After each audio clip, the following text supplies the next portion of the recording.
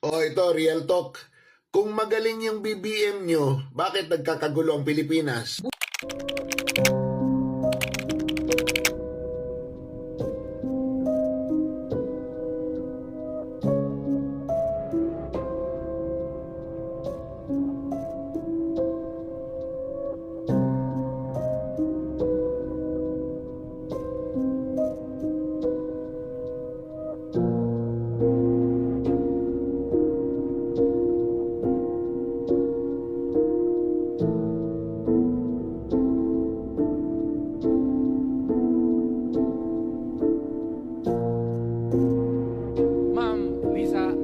Marcos, hindi ninyo ako kalaban.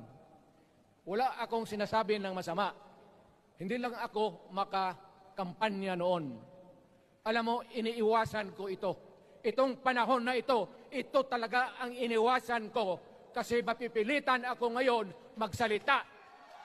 Laban. Mr. President, hindi ako maghingi ng tawad. Kagawan mo yan eh. It is your responsibility sa sarili mo.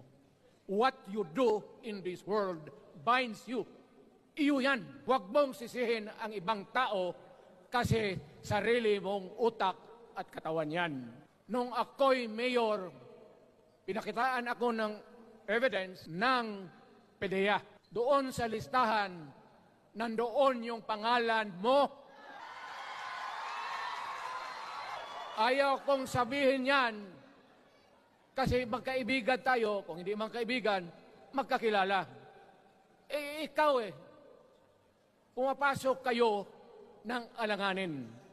Mr. President, baka susunod ka sa dinaanan ng tatay mo. Diyan ako takot. Ayaw ko mangyari sa iyo yan. Mabor lang ako namang nagmamakaawa kasi it will divide the nation at madugo itong panahon na ito.